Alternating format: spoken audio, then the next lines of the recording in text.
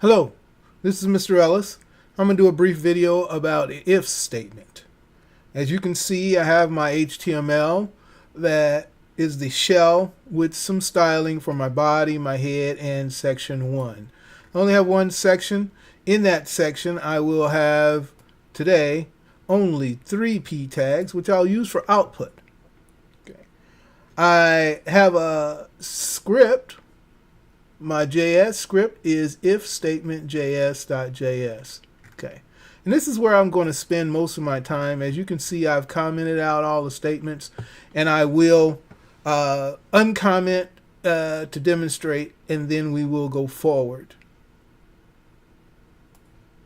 As you watch the video, my comments will follow my commentation. Basically, I'm going to read this and then explain the code. So if you would like to pause and read the comments and look over the code, it's a good way to learn. Okay. And the if statement is a decision structure. Okay. It evaluates a Boolean condition, Boolean, true or false, on or off, and executes one of two code blocks, either or. Okay, based upon the evaluation of that condition. Now, we've talked about the confirm statement, okay, and the confirm statement is Boolean. If you click OK, it returns true. If you click cancel, it returns false. And the if statement evaluates a Boolean condition. So if you place the confirm statement in your if statement condition, now you have the answer to a question dictating which one of these two blocks is to be executed. Okay. Now, in order for me to have OK answer or answer to a question that says OK, I've said, will you play a game with me? Okay. And if I click OK, it says, thank you. What game would you like to play? Or what game should we play? If not, if I cancel, it says it's false. It will say, sorry, you didn't want to play a game. And I probably should say with me.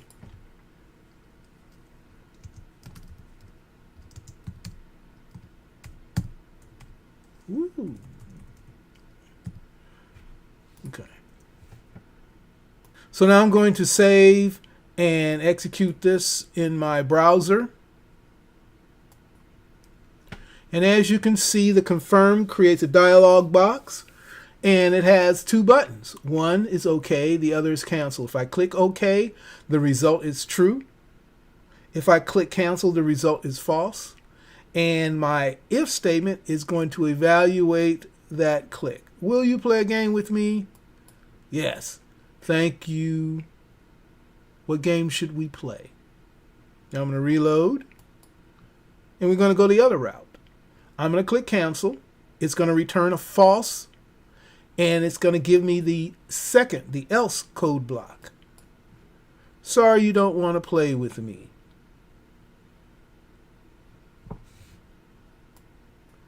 The if statement can use comparison operators to determine which of the code blocks that will be executed. A comparison operator is something that you're familiar with. They take a little bit different format in JavaScript than other program languages. The operators are double equal sign is equal to. There's a triple equal sign. We'll talk about that later. The bang equal sign is not equal to. Of course, you know greater than. These are symbols for math. Less than. And in order to do a greater than equal to, we have to, because it's keyboard oriented, we have greater than equal to and less than equal to. These comparison operators will return a Boolean value based upon the 2 variables or values that are being compared. And here I've defined 3 variables, okay? And these 3 variables are integers, which I'm going to compare, and then a string variable. The first thing I'm going to do here is check for equality. If these 2 numbers are equal, it will type these 2 numbers are the same. If they're not, else, which they're not, these two numbers are not the same. Since I have 5 and 10, I expect to see the else block executed.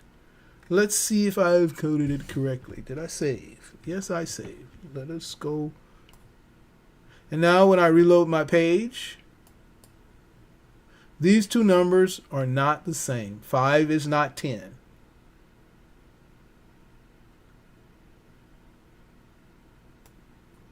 Now you can compare two strings to each other. And here again, I'm going to use the equality. The double equal sign means equal. String 1, as before when I declared these variables, has Kansas in it. And I'm comparing it to a string with Kansas in it.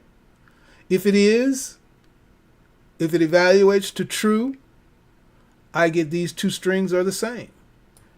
Else, it will write these two strings are not the same. Now, I'm using p tags. You could also use document.writes, and later on in the video I will use document.write, but as you know, with document.write, you have to format inside the string because it's just going to write what you put in that string. So here, let's try this. I'm keeping the same values in my variables, and I'm going to reload. And now as I reload, these two strings are the same because Kansas is Kansas.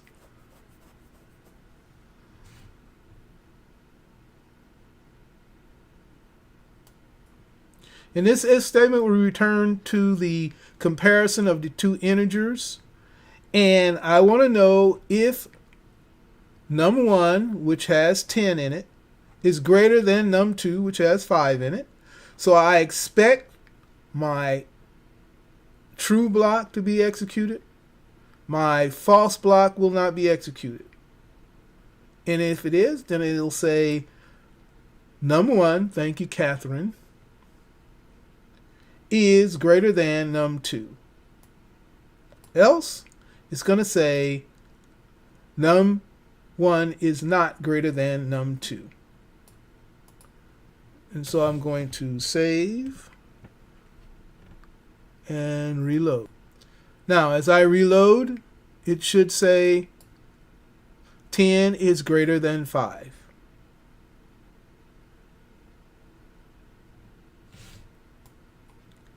Here we're going to return to the comparison of strings, and I'm going to use the equals operator, equal, equal, to see if the user, whose prompt for his name, enters John. If it does enter John, I know John. I'll say, hello, John. How have you been, brother? If it's not John, I don't know this person, so I'm going to let him know I have no idea who you are. Okay?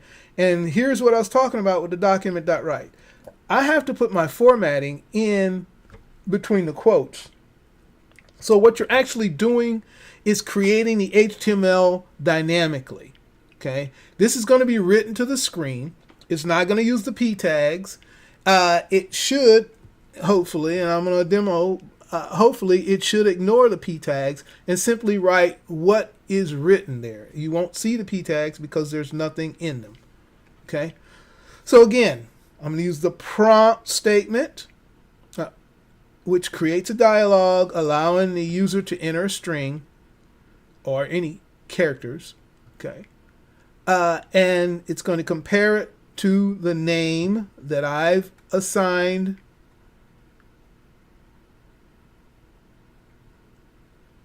to John.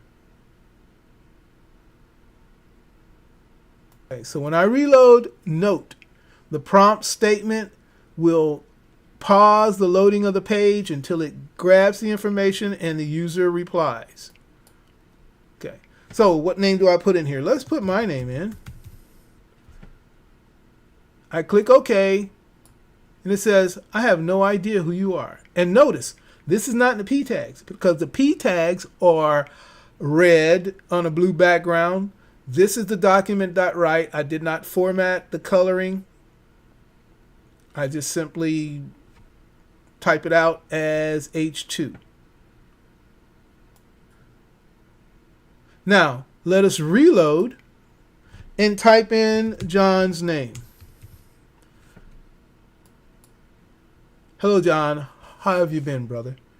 Now, the action of receiving information in Java's input mechanisms and comparing those to any string or integer will be a part of your next assignment.